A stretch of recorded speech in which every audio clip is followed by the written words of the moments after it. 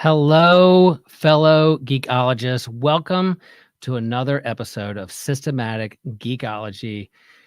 May I quote, all that you touch, you change. All that you change, changes you. The only lasting truth is change. God is change. Earthseed, the books of the living from Octavia Butler's Parable of the Sower. Folks, I've been wanting to do this episode for a long time. We finally get to do it. We're going to do an episode on the legacy and works of Octavia E. Butler.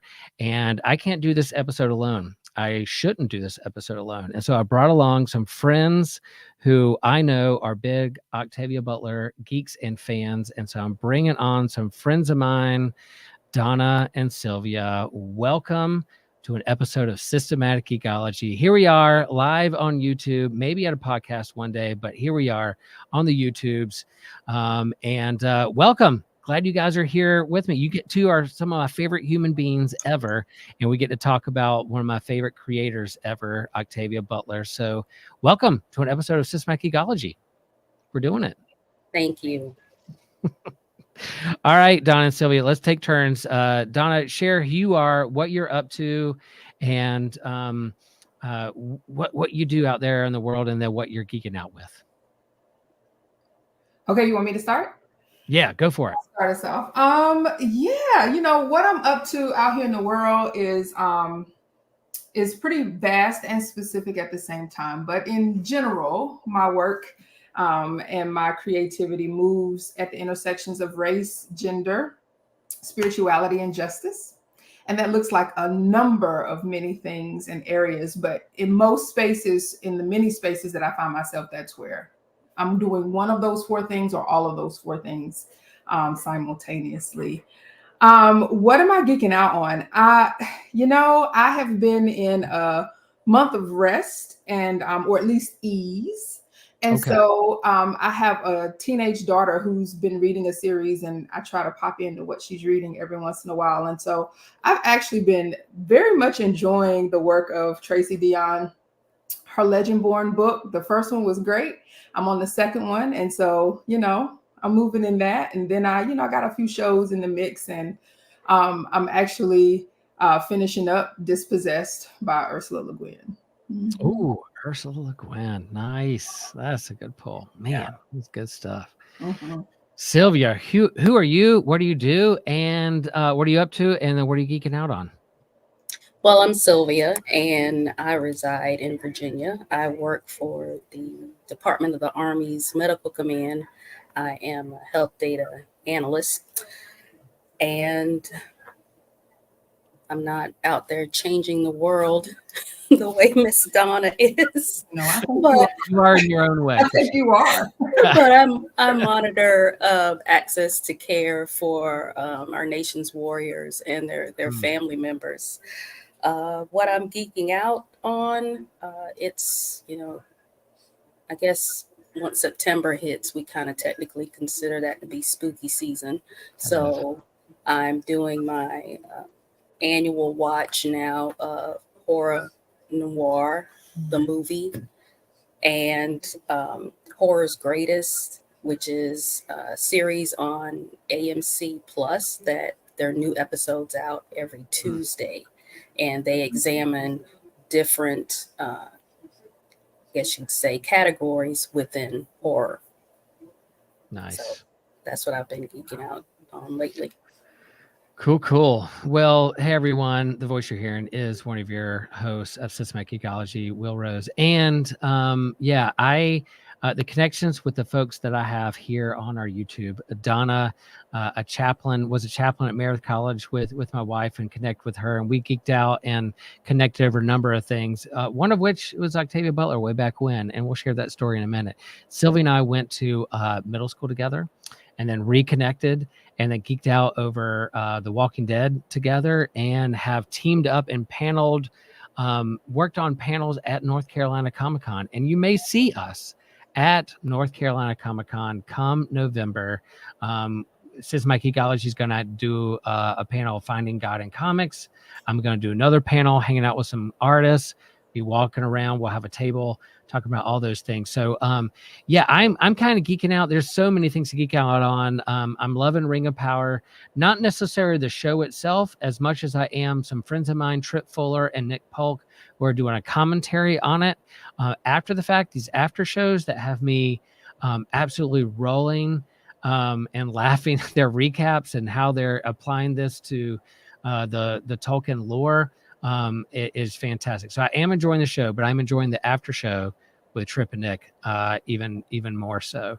And yeah, Murders in the Building, only Murders in the Building. We're enjoying that. We have Abbott Elementary coming up right around the corner. So fall season, Saturday Night Live is going to come up in a couple Saturdays. So yeah, it's not a bad time to be a geek, as I like to say here on Systematic Geekology. A lot of things to geek out on. And so yeah, so we're going to talk about Octavia E. Butler, who is a African-American sci-fi speculative fiction author. And I've been wanting to do this for a long time because her books have captivated me for a while. And I've connected with both of my friends here and hosts here about her and her works and talked about them before with each other. And so I wanted to really just lift up her legacy and the impact that her work has had in this spooky season when we talk about horror, but also sci-fi, speculative fiction, dystopia, race and justice. All those things come into play when we talk about Octavia Butler. And so Donna, I'll start with you. Like if you were in, okay, say you were in an elevator and you're holding one of Octavia Butler's books and someone beside you goes, "Oh, I see you're holding an Octavia Butler book. I've heard of her name, but I don't know much about her. Who is she? What is she about?" If you had to do the elevator pitch, Sylvia, I'm asking you the same question, but Donna, so if you think about it, Donna, if somebody said, "Who is Octavia Butler?" and you only had like the elevator pitch to share, what would you say to that person? I would say she was a woman before her times, and the times didn't know it yet. I would say that she was a brilliant human being who I would say operates on multiple levels of consciousness. I would say she was a trailblazer, and she was tenacious. She was a author and a writer who, no matter when you read her and whether people will still be reading her a century from now, she will still be stretching the boundaries of what it means to be human. And she will make us stretch past our social status and conditioning. All right, Sylvia. So you're on the elevator, you're holding a book from Octavia Butler, and someone goes, "I think I've heard that name before. What does that mean? Who is Octavia Butler? What is that book about?" Or you don't have to describe the book, but who is the author? Who is she? What is that book? Well, what I would say is that I'd use that term that I've seen a lot when it comes to her. I'd say she's the grande dame of speculative fiction. She is, the person I would start with Afro-Futurism. If most people have gotten a taste of it with Black Panther, but she really goes into it. She's someone who's taken things that most people would consider to be negatives and has just elevated them to positives. If you want to feel all the feels, read her works. Well said. Well said. Yeah, this is a sci-fi writer that I had heard about, but haven't really gotten into. And then it was over the pandemic. We were on lockdown, and a friend of ours in the congregation knows my wife and said, "Oh, you're totally into social justice and racial issues, and during this time pandemic, I think you should read this book, The Parable of the Sower, and this should be your book that you read." And Cindy got busy and she didn't really pick it up, and I grabbed it and started reading it.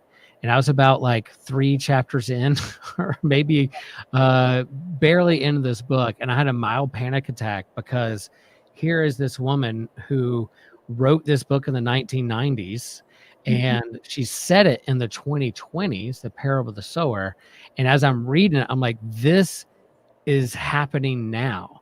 This could even go further and happen even deeper now in this book with socioeconomic, political, and racial upheaval, and dystopia, where it was a world that I was like, man, this could really happen and unravel to happen at this moment. And then I remember reaching out to Donna and said, you know Octavia Butler, right? And she went, and you went, yep, she's a prophet. And I went, yep, 100%. A prophet. And when we talk about prophet, we don't talk about someone who's just like someone who's predicting the future, a soothsayer, but someone who is speaking to the time and holding up a mirror to society to say, this is what is going on. If you're not careful, it can derail to this. And so kind of a check yourself before you wreck yourself kind of prophet, that I was like, yep, that is what she is doing in this particular book. So yes, what you guys said, a sci-fi author, but Afro-Futurist, dystopia, a person who holds up the mirror and the speculative fiction about what's going on in society and playing in the sandbox of sci-fi and speculative fiction, that holds up a mirror to what's going on in our society now, to think through how we treat our neighbor and how we treat each other. And just an amazing person. She was born in 1947. We won't go over what you can read on a Wikipedia page, but she was born in 1947, died in, I think, 2008, 2006. So died at 58, kind of tragically, of a stroke. But I would have loved to see her continue her work, but she died way too soon, and has a lot of works out there to lift up. So as we lift up her work, I'm curious for you guys, what was your first encounter with Butler's work? What was the first her creative piece, or perhaps a book that you encountered first time? Sylvia, I'll let you go first for this time. Well, my first encounter with her was at UNC Chapel Hill during my short time there. Okay. Through the Black student movement, Black student union, but that's what they refer to it now. Just people saying, hey, have you checked out, any books, any works by Octavia Butler? And in our school system, it wasn't something that any of the instructors chose in the curriculum in junior high or high school. And I found it interesting that someone like me, who lived in the library and read a lot of Ray Bradbury, no one kind of like turned me towards, hey, if you like that type of stuff, check her out. So I was a full adult before I was able to take part in reading some of her works. Was there a particular book that you encountered first, that you dove into, that you remember is like, oh, this is the first one I cracked open the spine and read her book, that kind of... It was Kindred. It still is Kindred.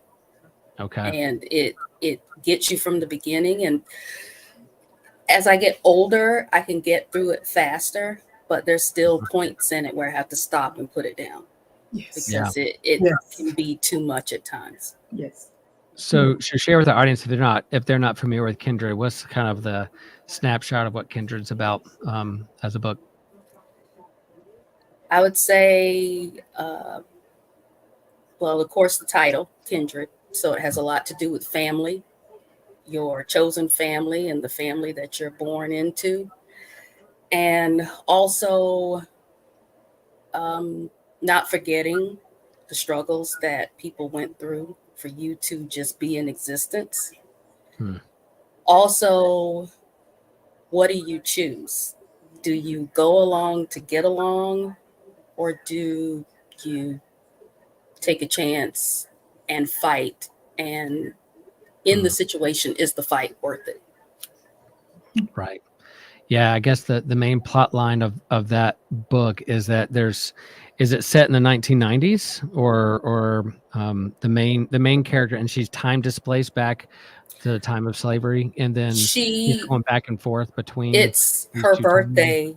It's her birthday in 1976, and they she sets it there because we also celebrated the nation's bicentennial. Gotcha. And then she's sent back to the 1800s antebellum. So Civil War is not even a thought. So she goes way, way back. I think 1815 initially. Yeah, powerful. They did make that into a TV show. I read the graphic novel first, and then the book, and then they put it in. I guess they try to make a TV show about it. Sylvia, I don't know what your thoughts are about the TV show. Well, the TV show takes a different approach. I'm trying not to give too much away about the story. That's why I'm kind of skirting around it. But I will say that the TV show, the TV series took some liberties, and I think they tried to modernize it because they made our main character, Dana, they set it in 2016. And so the characters, Dana and Kevin, are of a different generation. And in the book, they're married. But in this story, this version of it, they are people that just hooked up, basically. And their characters that when she goes back in time, there are characters that are there that weren't there. You still have the background where she and Kevin are not close with their modern family members. Like in the book, she and Kevin, one has been alienated, the other one loses their parents, but still have that type of dynamic in the quote unquote present. But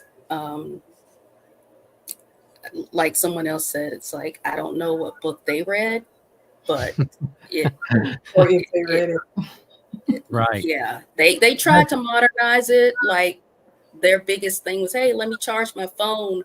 So whenever I get pulled back into the past, I'll have my phone there, and I can take pictures and things like that. So yeah, that's the thing. Some of our favorite books are like, we'd love to see it on the silver screen, or it's a TV show, as a series, but then like, be careful what you wish for, because these beloved books and stories that mean a lot to us, when they portray it on the screen with what, it can be dangerous. We talk about that a lot on Systematic Ecology, about what that will look like and our expectations. But yeah, powerful story, powerful book. That one resonates with you. Donna, how about you? What was one that, what was your first encounter with her, or a story that impacted you right there from the beginning? Yeah. Well, first, let me just say, I think it would be really hard. The reason I haven't watched Kindred is because I think it's really hard to do something well if the author is not there to walk alongside the work. So even if you modernize it, that needs to be something that Octavia walked with you on and agreed on. So I'll just say that. But I might watch it now because you made me very curious. But we'll see. I think I first encountered Octavia Butler in undergrad, North Carolina A&T, and it was Parable of the Sower. And as a young adult, I was reading it along with, in my English courses with the Toni Morrisons and the, different Black folks, all of the Zora Neale Hurstons, so she was kind of thrown in that mix. And so I was, I think, taking in so much, and because I've always been like an avid reader, I don't know that I had an appreciation for her in my early young adult years, and so coming back around to her as I got older, I couldn't put her down. I mean, I literally could not put her down. And so I reread Parable of the Sower, and I've read many of her series, short stories, like all the Octavia Butler I can get my hand on. I haven't read all of them. There are a few out there that I still got to try to find and grab, Um, but you know, and I read the work that she really didn't like all that much. I'm still gonna read it. So, Yeah. mhm. Yeah, well, she has that kind of legacy of doing a lot of work and a lot of different things, and you can see, like any good creator or content creator, you know, the younger person who writes to 20, 30 years later, when they write, they're a different person as the decades and you evolve as a creator, as a writer. So you can see kind of her early work where she is and kind of her later work where she is. But yeah, like getting the whole picture of Octavia Butler, I think is pretty important.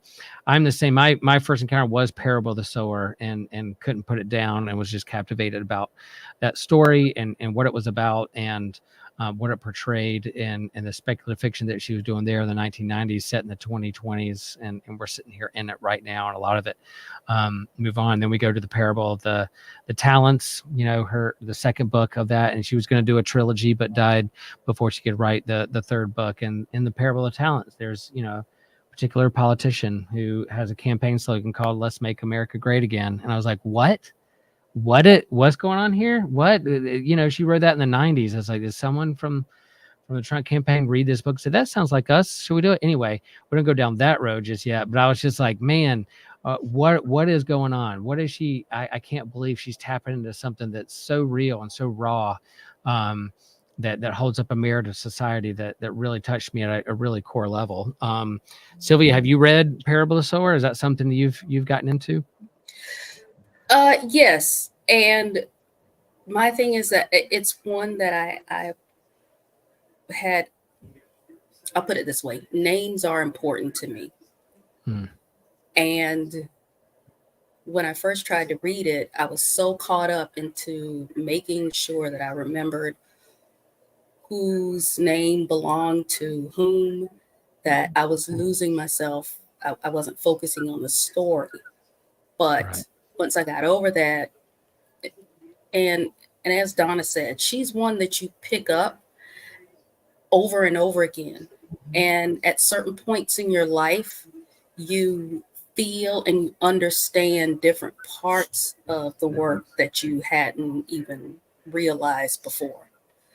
But with Sower, it was interesting, and to look at the things that she talked about, that yes, it's things that are going on right now, but it's also things that, as someone who had I'd say the option of choosing who she could be around socially, and she was very careful about that. That allowed her a lot of time to be by herself and to go and do a lot of research and really dig into things and learn more about climate change and mass incarceration and that whole thing about walls and borders and Yeah. that false sense of security. It's wild that that's something that she was experiencing in California, and also, you know, wildfires and all that stuff. Things she was experiencing back then, and, you know, trying to tell us, you know, in a entertaining way, this cautionary tale, and yet it's still going on, and it's still getting worse. So that's what I think of when I read Parable of the Sower. And also that episode of Abbott Elementary was very entertaining as well. Yeah. Share about that just a little bit. The episode of you texted me immediately when it was like, Yes. we got a Octavia Butler in pop culture reference. Yeah, share a little bit about that. If you're a fan of Abbott Elementary, which I am, coming up soon. But yeah, there was an Octavia Butler reference.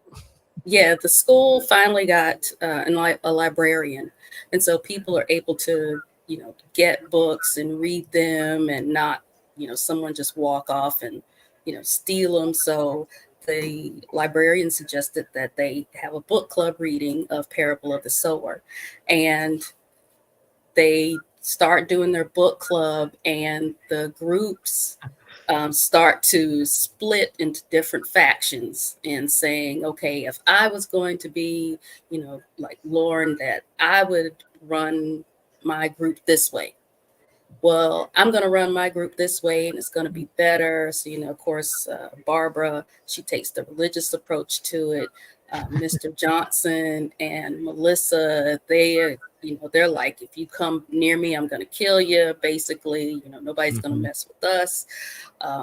Ava is like, you're all dumb. My way is the only way. And she was, just being very pushy. And had Mr. Morton, giving up his food, and she was trying to starve everyone out. And they ended up staying late, like staying overnight, because they were like, my group is better than yours and we're stronger.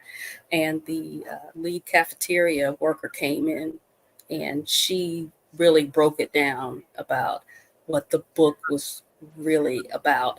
But again, that's where Octavia Butler's work, you can see where each of the groups were coming from and going like, okay, I can see where they got that out of the book.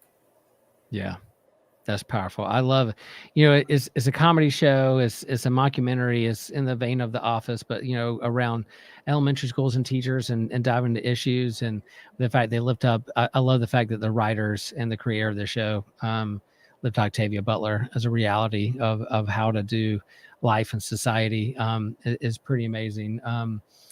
That the parable of the sower is so powerful to me because in knowing a little bit about Octavia Butler's life and her upbringing, and she was an extremely shy child. Her dad died when she was young. She lived in a strict Baptist household, but her writing this story as Lauren, who the protagonist, who's in the shadow of her Baptist preacher father, but also trying to invent or adapt a religion around of how she sees the world, and deconstructing the faith and reconstructing in a way that makes sense for the world that she's living in, that deals with walls and borders and socioeconomic and racial injustices and extreme fundamentalist politicians and having to do all that extreme violent and brutal world and what that looks like to her.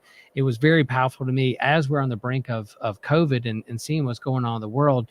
For me, it was an awakening. I mean, as a white male who lives in his privilege, and it was reading that book was an awakening for me to be like, oh my gosh, this is what's going on. She wrote in the 90s, but yet they're my friends and colleagues who are wrestling with this now and see this like, yeah, Will, yeah. Or as Donna's saying, yep, she's a prophet. She's revealing, she's holding a mirror to things that are really going on in the world was really powerful to me in terms of that particular book. So I can't suggest or recommend that book enough for folks to read, not just in the craft of speculative fiction and sci-fi dystopia literature, if that's your thing, horror, if that's your thing, but also in terms of a commentary on society, a cautionary tale, as you said, Sylvia, of what people wrestle with on a daily basis. Donna, have you read Parallels? What do you think is the legacy? Or, we talk about our favorite works. It may not be Parallels, or it might be something else that you lift up. But if what's your favorite work? But then also in terms of Sower and some of the things we've said, what comes to mind with some of those reflections? Yeah. So you asked what's my favorite book. That's hard. I know. But I will say it's probably a draw between Blood Child and Other Stories, which was one of her short stories books. And, she has an essay in there, again, that I think she was very reluctant to put in, that was about her own process in writing. And, because of my background and being present with so many people's stories, like stories are my life. And so hearing her story through her words was very powerful for me. And hearing her say, being a successful writer isn't about gifting or talent. She says it's about being persistent. She says it's about consistency more than anything. It's about discipline. And that has really, really stuck with me. So I love Blood Child and all the short stories. But the second one that it's probably tied with is Wild Seed the first of the Patternist series. And, there is something about Anwanyu in that book. My favorite quote of all of the things that I read of hers is in that book. It's by Anwanyu, where she says, and I paraphrase, there's a point in the book where, because she's a person, she's a woman who has lived for over 300 years. She's able to heal herself. She's able to shapeshift. And someone asked her, like, how is it that you've been able to survive? Because so many people don't like things that they don't understand, people they don't understand, right? And differences. And she says something akin to, over the years, I have become better at healing than my enemies are at killing. And I'm like, that right there. That'll preach. And I preached it. I preached it. Yes. With Parable of the Sower, we talk Parable of the Sower because it's more one of her more popular works.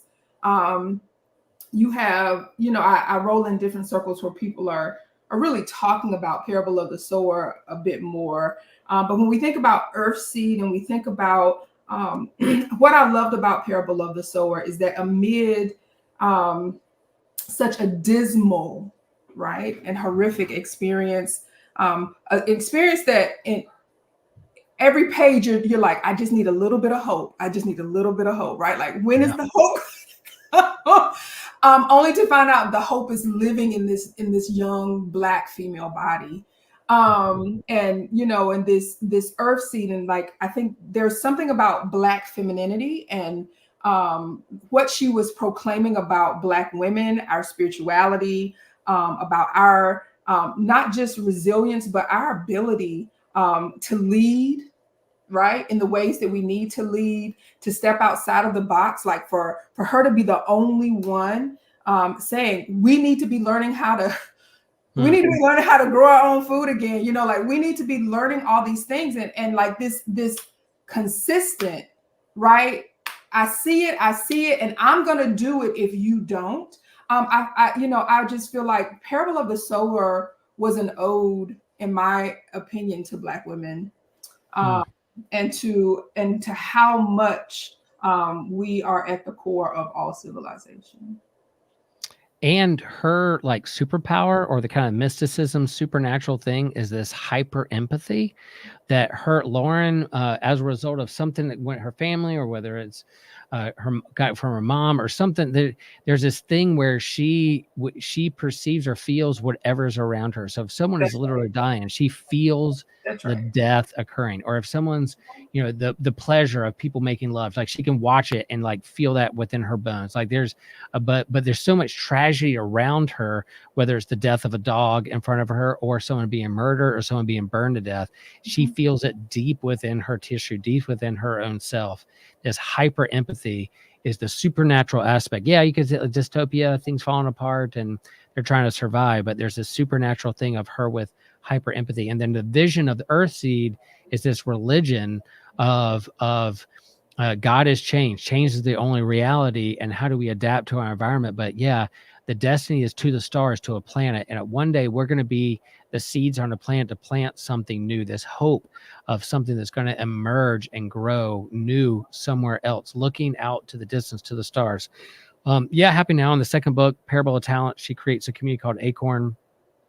Again, a seed, what can grow and come out of that, really dealing with her daughter and those kinds of things. But man, I wish that third book would have happened. I don't know who can take that up and mantle. Donna, can you write that third book for it? I don't know.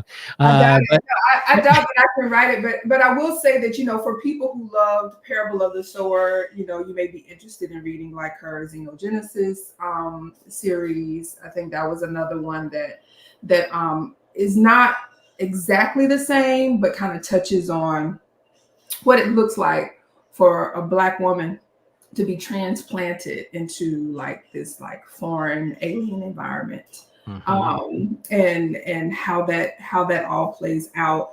But particularly with Parable of the Sower, I would say, her superpower was empathy. But for me, the greater superpower for her is that it didn't pull her apart, right? Like it wasn't something that, she didn't give up. she didn't lose hope. Like it was always like, even amid like this unimaginable experience, she was still finding life, and inviting other people to come live and not die. And like, to me, like that is the beacon call of Black women. Like, do not die, live, for all, for God's sake, live. And like, everything that I can do to chart a path, I can't force you, but I'm gonna chart a path. And if you want to come on. I'm not gonna see something and not say something, even if it's not popular, and even if it's not gonna, save the thing. So I mean, I think it's, though Octavia Butler was very shy, and by some people's standards, she was a recluse, for all of the ways in which she lived into her Black feminine body, that comes out in all of her work, the brilliance of Black femininity.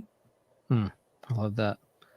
Sylvia, is there a particular book or work that you said Kindred, and I know you connect with Sower too? Is there another work or something that comes to mind in terms of her things, that some of your favorite things that draws out some of the main themes that she created out in the world? I'm going to go back to Kindred, because again, it's one where when I read it earlier, I felt one way about it. And during the pandemic, I read a lot more history books.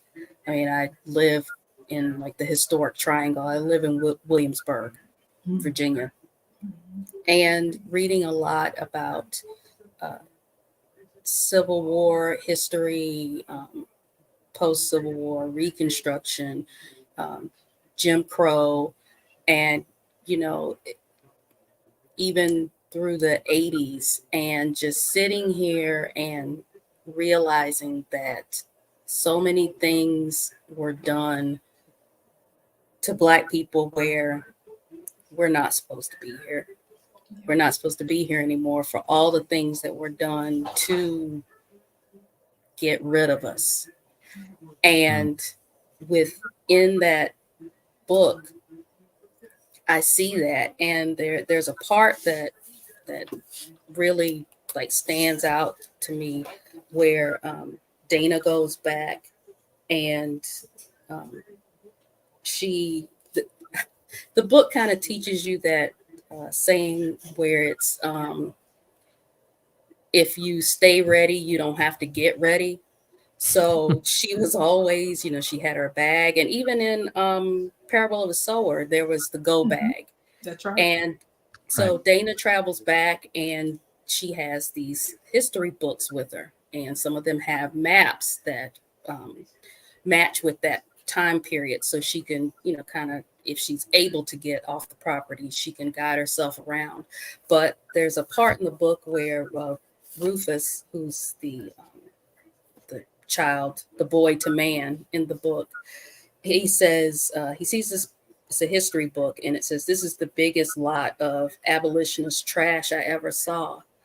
And she said, "No, this book you're reading has happened, 100 years past, what you're reading."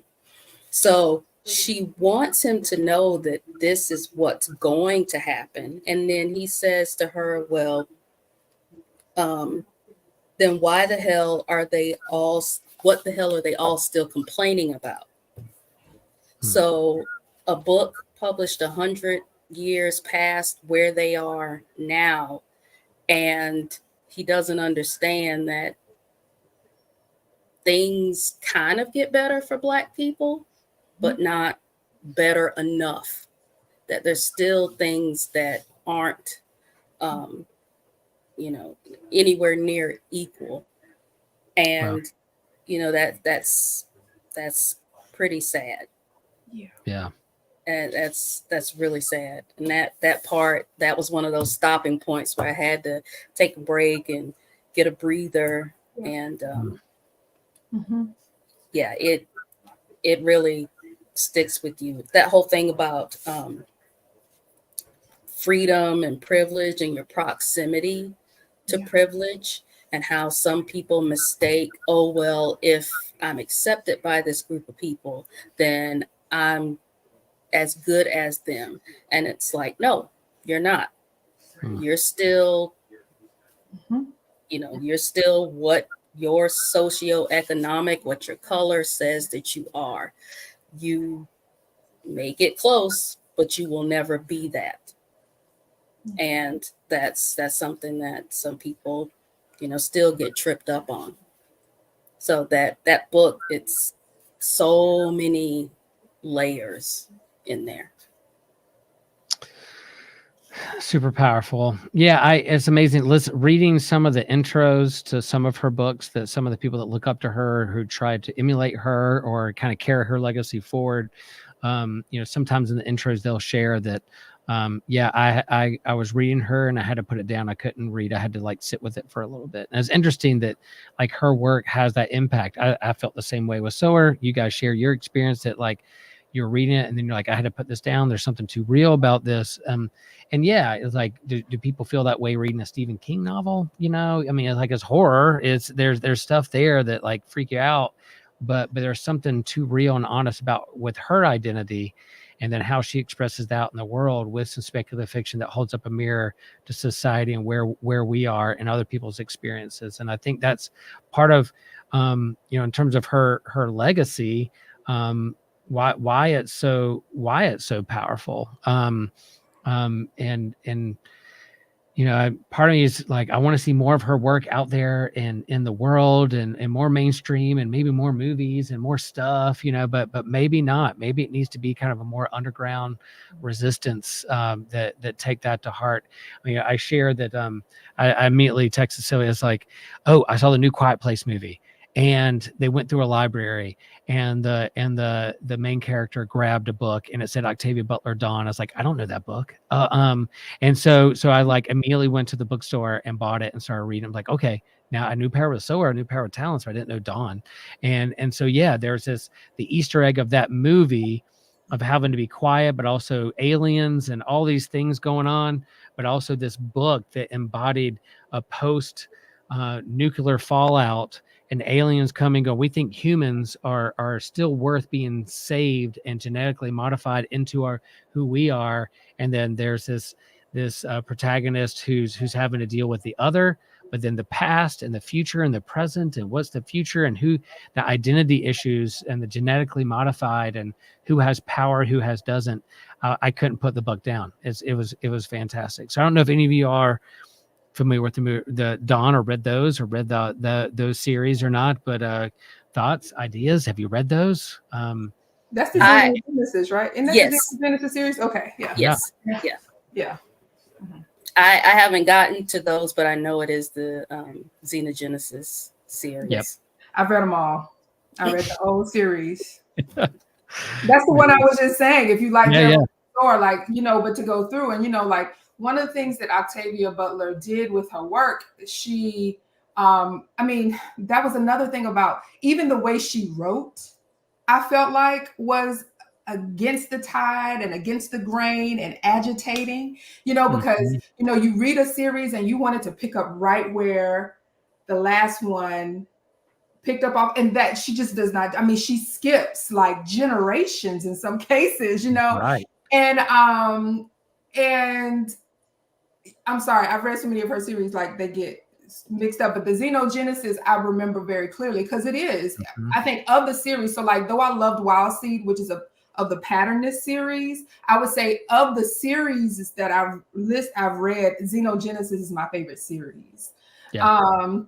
Just in terms of all of the different dynamics that are at play in that. And one of the things that she does that can make people very uncomfortable, in addition to, because she deals with enslavement and the, whether or not there's consent, with Lilith and her being taken, and then like her having to, using her with all of the other humans to make sure that they're okay with all of these genetic modifications and getting them assimilated. But then I think what she stretches in that series, where she stretches the boundaries, at least for me when I was reading it, was just around sexuality, you know, and I do a lot of work around sex and sexuality. For some people, I'm far too liberal. For some people, I'm not liberal enough.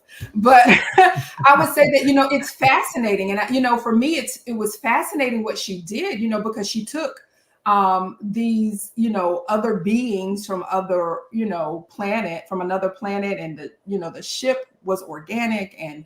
But siblings needed a third person in order to procreate. And you know, you think about that and you're like, oh my God, Octavia. Yeah. Siblings, you know, like, what are you doing?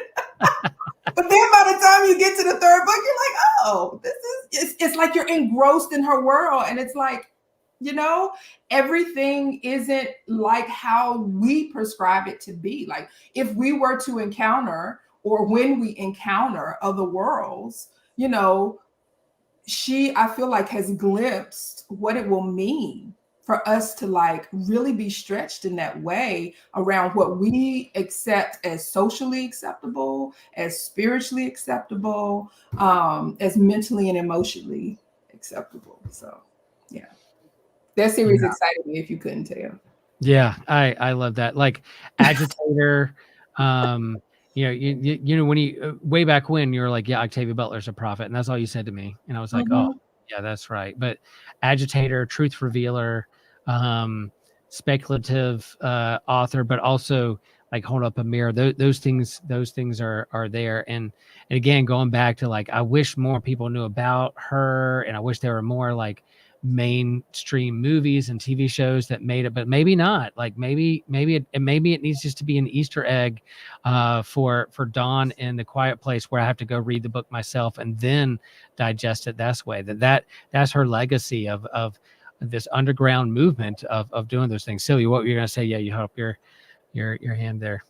I was going to say that if you look closely, you will see where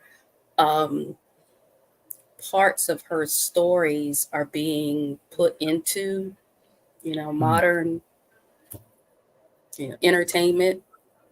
And I'm sure that someone else has done this approach, but the whole Back to the Future story, where if you know, they say a lot of times when people do time travel, they go back and they try to make themselves better off, you know, kind of like how Biff did. And, you know, they don't care what gets in their way. They're just going to be successful, run everything, be rich. But, you know, Marty's duty was to make sure that his parents got together. If not, he would never exist. Right. And that's what Dana had to do in Kindred. And then you have, there's the episode Black Museum from Black Mirror. And it's like 3 parts in there. And they have the first story where it's a doctor who has this cap that he can put on and he can feel what other people are feeling.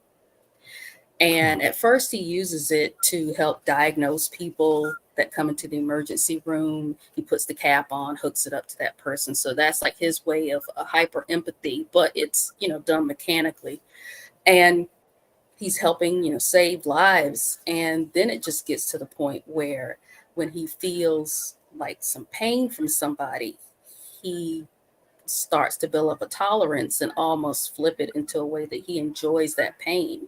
And so then he begins hurting other people and hurting himself. And it's like, I'm hoping that the hyper empathy that was shown in Parable of the Sower in the Talents is that if you feel the way other people feel and positive feelings feel better, why not treat everyone better? Yeah.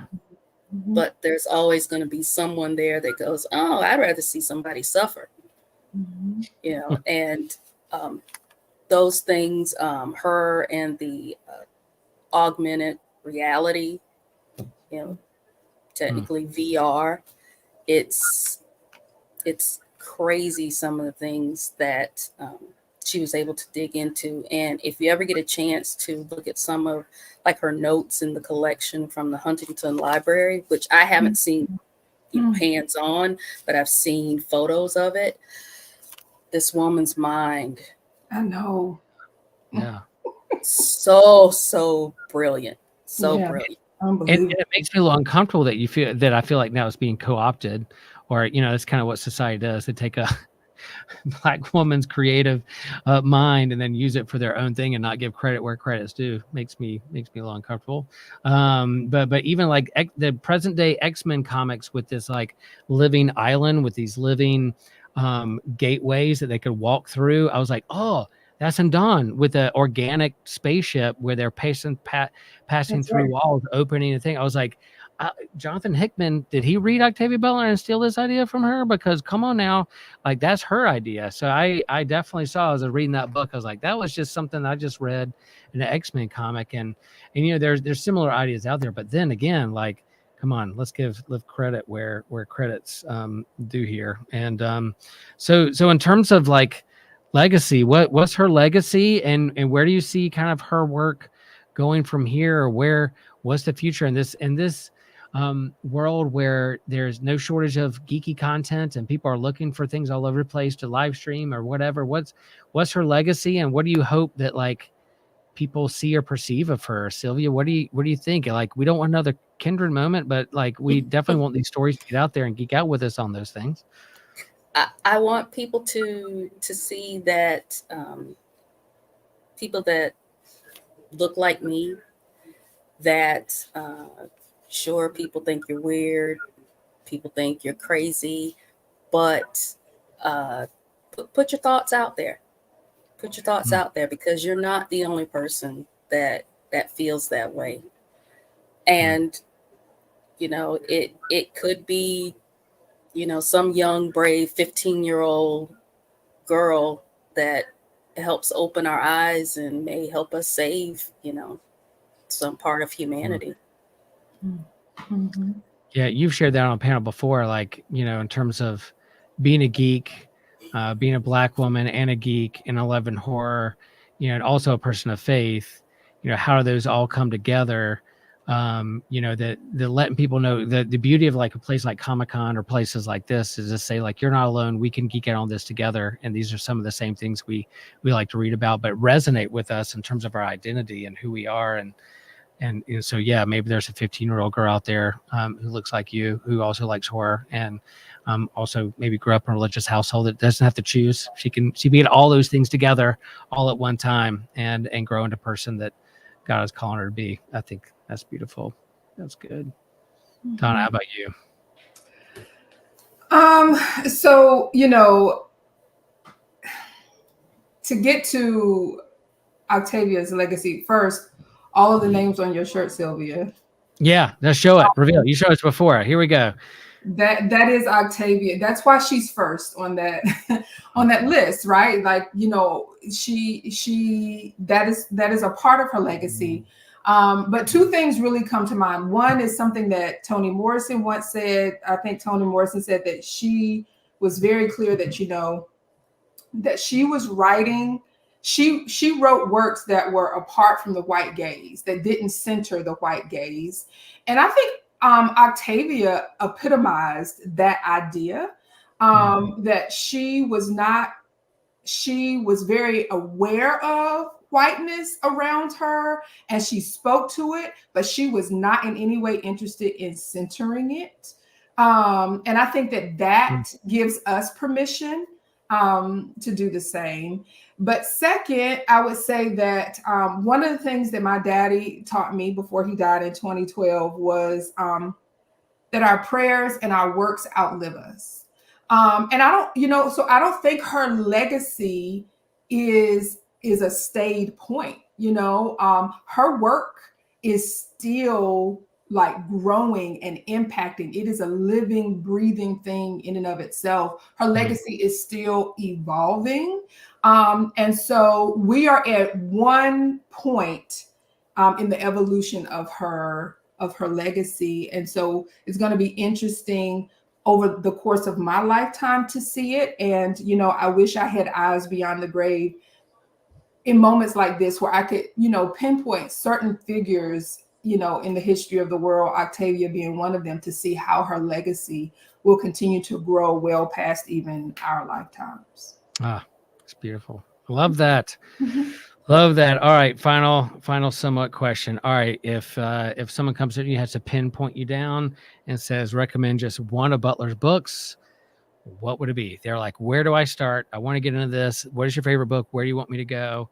What is your recommendation? We on Systematic Geekology, we do like what we're geeking out on, the main topic, and then recommendations. And we would talk about Octavia Butler. We recommend Octavia Butler. But if there was one book where to start, what do you think you would be, Sylvia? What would be your one choice to say, all right, what do I read? What do I do?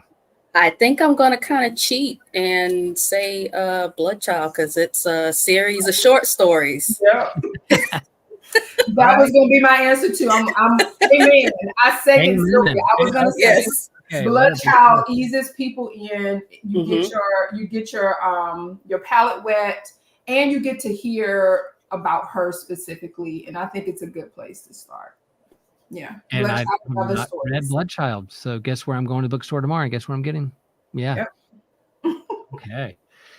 I love that. Yeah. And I'm going to go Parable of the Sower. Like that's the one that I encountered. And I feel like, we are in 2024. It starts in 2024 where this book starts. He wrote it in the 1990s, folks, and keeps going. And I think it resonates. I love the speculative fiction. It is not for the faint of heart. It's not easy to read. There's some horrific things, but also, as you said, there are moments of hope. There's ways of survival. There are ways of deconstructing the old ways of her father's religion and reconstructing in a way that gives her hope of looking to the stars, but also Earthsea, what can be planted and grow anew for a hope for a world, in a world that's hopeless. So I'm gonna say Parable of the Sower. So yeah, folks, friends, we're gonna say like, subscribe, share with a friend or an enemy, share in the comments books that you have encountered, and maybe we should talk more about. Maybe we need to do a whole entire episode on just one work, not just the grand work of Octavia Butler. If there's a particular book that you want us just to focus in on, let us know what you would want us to do. And as we say, 50 likes on a particular YouTube video, and I will frolic in a field of flowers and videotape it, and we'll put it on YouTube. So I think a couple of our videos have like 10 or 11 likes. We're still kind of, small game in the YouTube game. But yeah, if this particular video gets 50 likes, I will frolic through a field of flowers and videotape it and put it on the internet. Please, y'all like it, because I want to see that. I'm not sure what I'm going to be wearing or not. I don't know. It could be a bathing suit. It could be a tank top. It could be a Wookiee outfit. I don't know, but we'll make sure that so fun. You guys are my heroes, and I love talking about. Any closing thoughts? Anything out there that if you went to bed or tonight and you're like, man, I wish I said this about Octavia Butler and I didn't get a chance to say it. Now's your chance. Or, come back here, push like. It gets closer to 50 likes, but you can also put in the comments as well. She believed in manifestation. Yeah. She wrote that stuff down and said, so be it, get to it. And to sit and be able to see her handwriting and her write out the things that she planned and to see them fall into place. Amazing. Yeah. Yeah. And I would say she believed in discipline. And she didn't give up. She was very clear about what her voice was, even if it wasn't the acquired taste. And look at here. Mm-hmm. And I would say the struggle too, reading about her and learn about her, like, yeah, she wrestled with her identity, how people saw her shyness, her recluse, but and then she had a writer's block. She struggled with this. If we look at this work and we can be in awe of what she created and all the books she had, but like in our lives, in terms of, she wrestled with, am I good enough? Am I smart enough? I had writer's block.